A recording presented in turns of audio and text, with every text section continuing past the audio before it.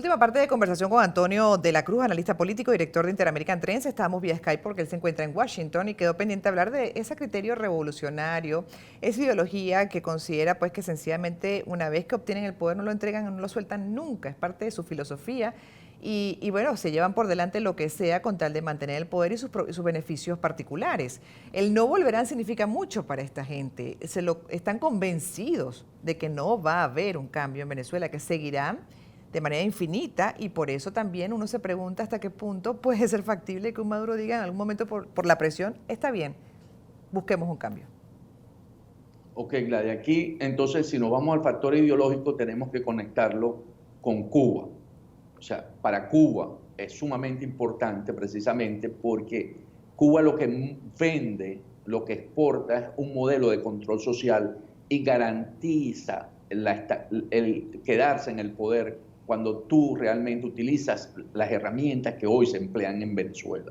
Entonces, cuando no volverán, es un mensaje, no solamente, hoy la parte de las ideologías no existen como tal, excepto en esos grupos muy ideologizados en Venezuela y del Foro de Sao Paulo. Porque si tú ves hoy en Rusia, en China, esas ideologías no funcionan, no están en boga. Entonces nos tenemos, por eso te digo, mover hacia Cuba. Entonces Cuba tendría que ser, y de ahí el presidente Trump optó también por sancionarlo y le ha aumentado las sanciones a Cuba.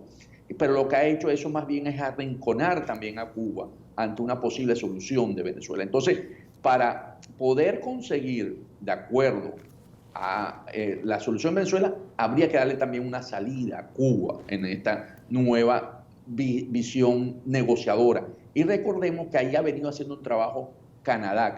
La primer ministro de Canadá, ¿verdad? Freeland, se ha reunido con el canciller cubano buscando un poco esa solución. Eso podría hoy abrirse en ese sentido para buscar también incorporar a Cuba, porque Cuba lo que no quiere lucir es que al caer Venezuela sabe que va a tener dificultades para poder subsistir en el régimen que hoy mantiene subyugada a la isla. Piensa que los 66.000 barriles que recibe de Venezuela, 50, 66.000 barriles, le va a dar un gran impacto en su economía y por lo tanto va a tener dificultades para sostener el régimen. Claro. Ahora pongo el escenario de las presidenciales en Estados Unidos. Hay dos escenarios. Uno, que no se alcanza alguna victoria. Por ejemplo, uno quisiera que fuese la de Venezuela, por supuesto, en el caso de la administración de Trump, y que sea una carta para las presidenciales y que Trump pueda, bueno, repetir en un segundo periodo. Ahora le pregunto, no obtiene esa victoria ninguna otra. Igual repite.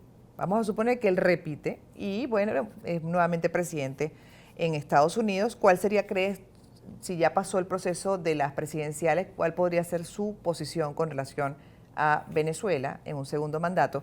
Y por otro lado, vamos a suponer que él no repite y que no, bueno, cosa que sería extraña, ¿no? Dentro de lo que ha sido básicamente el comportamiento político de la sociedad estadounidense en los últimos años, décadas. Generalmente repite el presidente y tiene dos periodos, pero vamos a suponer que no repite. ¿Cuál podría ser la política exterior de los demócratas hacia Venezuela? Ok, veamos el primero, si repite, ¿verdad? Si él repite, Venezuela va a seguir siendo de mucha tensión para Donald Trump porque Venezuela es hoy el tránsito de la droga que llega a Estados Unidos, que pasa por el Caribe y por Centroamérica. Entonces, para Trump, la situación con Venezuela va a seguir siendo importante si él repite. Y si llegamos al 2020, ¿verdad? Con Maduro en el poder, entonces él va a tener que entonces buscar otra vez nuevas soluciones porque la diplomática no le dio. Y vamos a estar ya en una situación donde yo creo que el desgaste, porque ya entonces ahí tendríamos que incluir, Gladys, es el éxodo venezolano, la presión de los países de la región, receptores de venezolanos, que van a empezar a ejercer sobre Estados Unidos diciéndole que no podemos sostener más la situación. Además, en ese momento, la FARC y el ELN estarían en una acción beligerante contra Colombia. Y entonces Colombia va a empezar también a ser un factor a tomar en cuenta para la solución si Trump se mantiene en el 2020 y Maduro se mantiene en el poder en Venezuela. Ese es el primer escenario. Okay. El segundo escenario, no gana Trump, ¿okay? Llega un gobierno demócrata. En un gobierno demócrata son mucho más flexibles en la negociación, ¿verdad? Son elementos en los que ellos creen que a través de la negociación, y recordemos la última presidencia demócrata del presidente Obama, que buscó más bien un acercamiento hacia Cuba.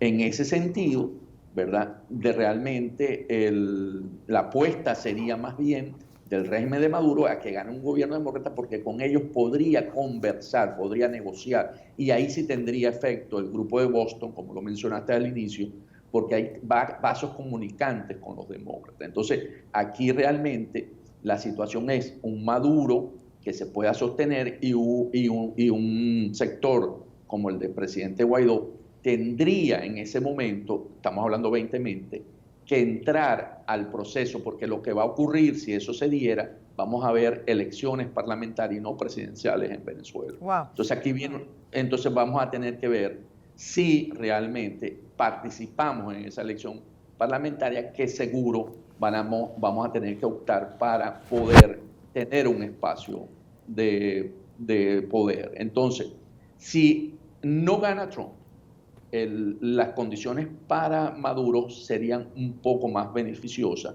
y tendría, sin embargo, vamos a tener la presión de Colombia, porque a Colombia sí no se le cambia sus condiciones, entonces va a ser un conflicto más interregional, ¿verdad?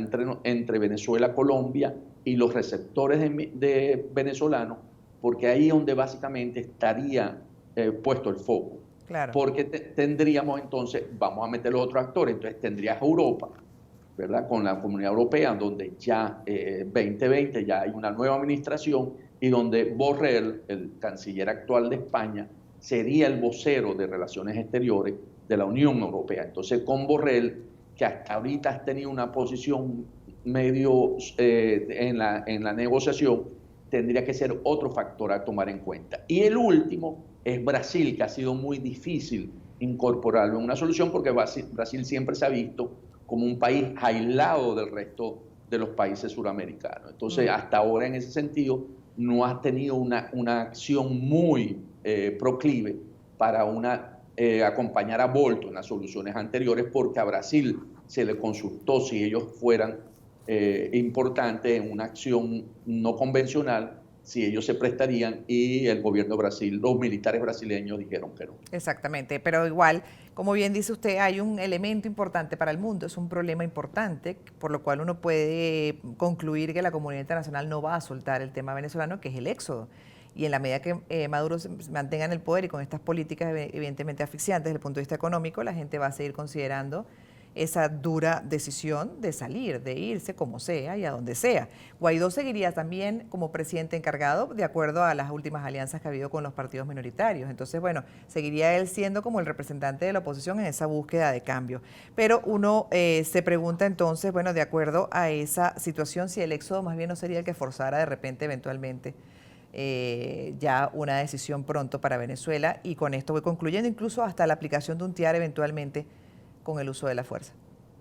En el momento en que saquemos de la ecuación a Donald Trump, el éxodo va a ser muy importante, y es donde Colombia va a hacer uso, también podría hacer uso del TIAR, porque básicamente el TIAR, la agresión es más de Venezuela hacia Colombia, y por eso el TIAR funcionaría en términos si lo invoca Colombia, porque sería agredido por un país que apoya el terrorismo y apoya fuerzas irregulares a su territorio. Entonces podríamos estar viendo el escenario más bien de Colombia invocando un TIAR, porque ante las fuerzas del ELN y de la FARC y los grupos irregulares en Venezuela, ellos sienten la amenaza militar, y por lo tanto ellos podrían acogerse al TIAR. Entonces, lo que ocurrió antier en la OEA es importante en ese sentido. Sin embargo, hay que esperar si se puede aplicar o no dentro de 18 días, y de ahí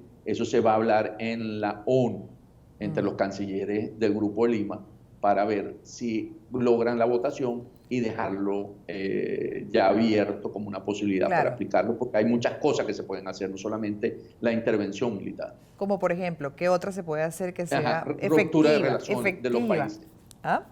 Perdón. ruptura de las relaciones de los países que están integrando el TIAR, un bloqueo naval, o sea, te permite antes de llegar al uso de la fuerza. Mm, ¿Okay? Lo que pasa es que los países que como Costa Rica, Chile, Perú, Panamá, que no votaron a favor, ahí no hay un entendimiento o no han sido, hoy aquí se dice, educados en términos de la crisis que implica Venezuela. Por ejemplo, Panamá llama mucho la atención. Panamá, hoy es Panamá después que hubo la intervención y sacaron a Noriega.